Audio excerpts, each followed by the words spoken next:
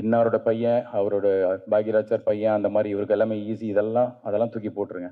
அந்த பல லட்சம் பேருக்கு என்ன கனவு இருக்கோ, அதே கனவோட தான் நானும் இருக்கேன்.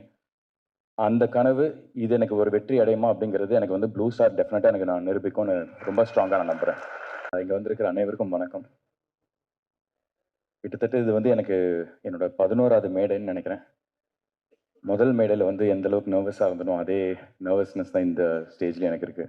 உட்காரும்போது கூட கீர்த்தி சொன்னாங்க, "கால் ஆட்டிக்கிட்டே இருக்க, நர்வஸா இருக்கியா?" அப்படின்னு.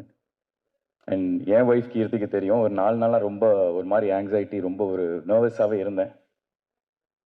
ஐ திங்க் அந்த ஒரு வெற்றி அப்படின்னு ஒரு விஷயம் வரதுக்கு முன்னாடி எல்லாருக்குமே அந்த ஒரு நர்வஸ்னஸ் வருங்கிறத நான் நம்புறேன். Because of blue star. Cricket இந்தியாவில் வந்து மோஸ்ட் வைட்லி பிளேட் ஸ்போர்ட்னு சொல்லலாம். பல கோடி பேர் இந்தியாவில் வந்து ஒரு பெரிய கனவோட கிரிக்கெட் ஆடிட்டு இருக்காங்க. அதுவும் தமிழ்நாட்டில் பார்த்தா பல லட்சம் பேர் ஆடிட்டு இருக்காங்க.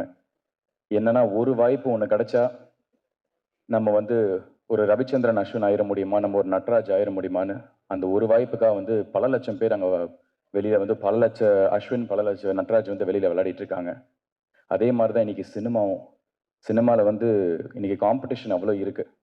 நிறைய பேர் வந்து சினிமாவில் வந்து ஒரு வாய்ப்பு கிடைக்காதா, நம்ம வந்து அந்த ஒரு வாய்ப்பு கிடைச்சா நம்ம வந்து பெருசாக அடிச்சிடலாம், பெருசாக ஜெயிச்சிடலாம் அப்படின்னு இன்னைக்கு அவ்வளோ காம்படிஷன் இருக்கு. அந்த ஒரு வாய்ப்பை மிஸ் பண்ணிட்டோம்னா வந்து வேற யாராவது ஒருத்தர் அந்த இடத்த வந்து ஃபில் பண்ணிடுவாங்க. ஸோ இந்த மாதிரி ஒரு காம்படிஷனில் பல லட்சம் பேர் இன்னைக்கு போராடிட்டு இருக்கான். நம்மளுக்கு அடுத்த ஒரு வாய்ப்பு, நம்மளுக்கு கிடைக்க போகிற ஒரு வாய்ப்பு வந்து நம்ம போடுற இந்த முயற்சி, இது வந்து ஒரு வெற்றி அடைஞ்சிட மாட்டோமா அப்படின்னு ஒரு பல கனவோடு இருக்கான். அந்த லட்சம் பேரில் நானும் ஒருத்தனா இருக்கேன். இன்னாரோட பையன், அவரோட பாக்யராஜ் சார் பையன், அந்த மாதிரி இவருக்கு எல்லாமே ஈஸி அதெல்லாம் தூக்கி போட்டுருங்க. அந்த பல லட்சம் பேருக்கு என்ன கனவு இருக்கோ, அதே கனவோட தான் நானும் இருக்கேன். அந்த கனவு, இது எனக்கு ஒரு வெற்றி அடையுமா அப்படிங்கிறது எனக்கு வந்து ப்ளூ ஸ்டார் டெஃபினட்டா எனக்கு நான் நிரூபிக்கும்னு ரொம்ப ஸ்ட்ராங்கா நான் நம்புறேன்.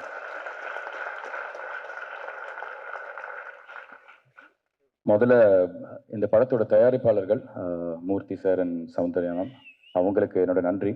பிகாஸ் நிறைய ஸ்ட்ரகிள்ஸ், நிறைய ஹேர்டில்ஸ் இந்த படம் ஃபேஸ் பண்ணிச்சு. லொக்கேஷன் வைஸாகவும் சரி, கிளைமேட் இதெல்லாம். பொதுவாக வந்து ஒரு ரஞ்சித்னா மாதிரி வந்து ஒரு ஒரு எக்ஸ்பீரியன்ஸான ஒரு ப்ரொடியூசர், அவங்க வந்து இதை ரொம்ப ஈஸியாக அதை ஹேண்டில் பண்ணுவாங்க.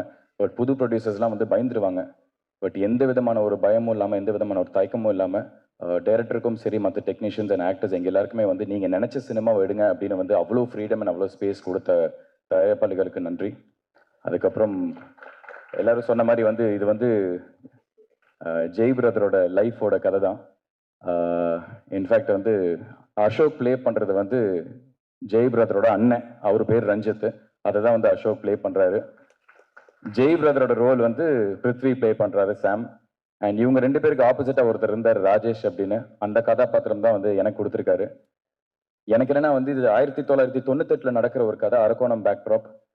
சாந்தனு அப்படிங்கிற ஒரு நடிகரை வந்து அந்த 1998ல இருக்கிற அந்த ராஜேஷ் கதாபாத்திரத்துக்குள்ள அழகா உட்கார வைக்க முடியும்னு ஃபர்ஸ்ட் என்னை நம்பின ஜெயினாக்கு வந்து ரொம்ப ரொம்ப நன்றி. பிகாஸ் ஒரு நடிகருக்கு வந்து அதுதான் ரொம்ப ரொம்ப முக்கியம். ஒரு ஒரு ரைட்டர், ஒரு டைரக்டர், அவங்க ஃபர்ஸ்ட் ஒரு நடிகரை நம்பணும்.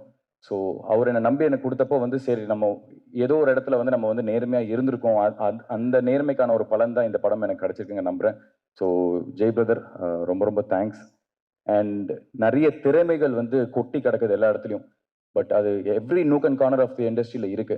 அது எல்லாமே இன்னைக்கு வந்து ஃபர்ஸ்ட் வெளியில தெரியணும்னா அதுக்கான ஒரு பிளாட்ஃபார்ம் ஒன்று வேணும். ஒரு 100 கண்கள் பார்க்குற ஒரு ஒரு அங்கீகாரம் ஒன்று வேணும்னா அதுக்கான ஒரு பிளாட்ஃபார்ம் ரொம்ப ரொம்ப முக்கியம். அப்படிப்பட்ட ஒரு பிராண்ட் கொடுத்த ரஞ்சித்னா, தேங்க்யூ ஸோ மச்ண்ணா. பிகாஸ் நான் ரொம்ப நாளாக வந்து ரஞ்சித் நகரை கேட்டிருந்தேன். ஆனால் ஐதர் உங்கள் டைரக்ஷனில் இல்லை உங்கள் ப்ரொடக்ஷனில் ஒரு படம் பண்ணுவேன்னு. ஸோ கரெக்டான ஒரு படத்துக்கு வந்து என்னை கூப்பிட்டு இந்த மாதிரி ஒரு வாய்ப்பு கொடுத்ததுக்கு ரொம்ப ரொம்ப நன்றி. இந்த படத்தில் ஒர்க் பண்ண எல்லா டெக்னீஷியன்ஸ் எல்லாருக்குமே நான் நன்றியை தெரிவிச்சுக்கிறேன். Right from Kovind Vasantha brother.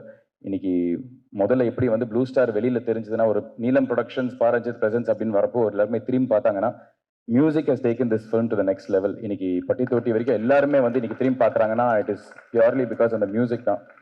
So உங்களுக்கு என்னோட நன்றி. எனது படத்தில் ஒர்க் பண்ண எல்லா டெக்னீஷியன்ஸ், ஆக்டர்ஸ் எல்லாருக்குமே. நான் ஒருத்தராக தனித்தனியாக பேர் சொல்ல முடியல, நேரம் கம்மியாக இருக்கு. பட் 2 பேரை பற்றி நான் முக்கியமாக சொல்லணும். அசோக் அண்ட் பிருத்வி. என்னன்னா வந்து இன்னைக்கு இருக்கிற ஒரு இண்டஸ்ட்ரியில வந்து நிறைய போட்டி, பொறாமை, ஈகோ இந்த மாதிரி வந்து இது நம்மளுக்கு கண்ணுக்கு தெரிஞ்சே நிறைய இருக்கு. பட் எனக்கு வந்து அசோக்கும் பிருத்வியும் எனக்கு கொடுத்த ஒரு ஃப்ரீடம், ஒரு ஸ்பேஸ் என்னன்னா, மச்சான் நான் ஏதாவது ஒரு இடத்துல தப்பு பண்றேன்னா நீ என்கிட்ட தயவு செஞ்சு சொல்லுடி, நீ தப்பா பண்ற சரியா பண்றான்னு. அப்படின்னு. அதே ஃப்ரீடம் தான் பிருத்வி எனக்கு கொடுத்தாரு, அதே ஃப்ரீடம் தான் நானும் உங்களுக்கு கொடுத்தேன்.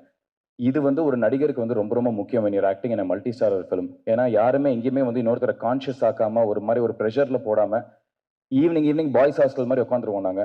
இன்னைக்கு பண்ணது இது ஓகே, இன்னும் பெட்டரா அதை பண்ணலாமான்னு. So we gave each other that freedom to tell each other இது நல்லா பண்ணியிருக்கேன், இது இன்னும் பெட்டரா பண்ணியிருக்கலான்னு. ஸோ அந்த மாதிரி ஒரு ஸ்பேஸ் கொடுத்த என்னோட நண்பர்கள் அசோக் அண்ட் பிருத்விக்கு வந்து ரொம்ப ரொம்ப நன்றி. இந்த படம் ப்ளூ ஸ்டார் வந்து ரொம்ப ஒரு ஸ்ட்ராங்கான ஒரு ஒரு தேவையான ஒரு அரசியல், ஒரு ஸ்போர்ட்ஸ் ட்ராமா, ஒரு என்கேஜிங்கான ஒரு ஃபிலிமாக இருக்கும். இது எல்லாருமே ஸ்போர்ட்ஸுங்கிறது நம்ம எல்லாருமே கனெக்ட் பண்ணக்கூடிய ஒரு விஷயம் தான்.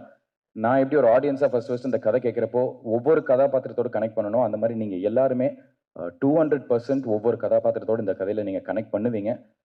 டெஃபினட்டாக it will be it is a very very important film for me in my career. So 25th இந்த படம் ரிலீஸ் ஆகுது. இந்த படத்தில் என்ன உள்பட வெற்றி நிச்சயமா தேவை அப்படின்னு நிறைய நடிகர்கள், நிறைய டெக்னீஷியன்ஸ் ஒர்க் பண்ணியிருக்காங்க, நிறைய ஃபர்ஸ்ட் டைமர்ஸ் இருக்காங்க. ஸோ எனக்கு என்னோட வெற்றி தோல்வி இதெல்லாம் தாண்டி என்னை என்றைக்குமே வந்து மக்களாக வந்து நீங்கள் ஏதோ ரூபத்தில் வந்து என்னை சப்போர்ட் பண்ணிக்கிட்டே இருக்கீங்க. அதே சப்போர்ட் இந்த என்டையர் டீமுக்கு நீங்கள் கொடுக்கணும்னு நான் வந்து உங்களுக்கு கேட்டுக்கிறேன். So please do plus us and support us. 25th இந்த படம் தியேட்டர்ஸில் பெருசாக ரிலீஸ் ஆகுது. முக்கியமாக சக்திவேலன் பிரதர், தேங்க்யூ. அவர் கண்டினியூஸாக ஒரு பெரிய ஒரு ஹிட் ஸ்ட்ரீக்ல இருக்காரு. அந்த அந்த லக்கி மேஸ்காட்ல வந்து அவரோட ஷோல்டர்ல நாங்களும் ஏறி உட்காரதுல வந்து எங்களுக்கு ரொம்ப ரொம்ப சந்தோஷமா இருக்கு. Thank you so much. எல்லாரும் please do support us. Thank you.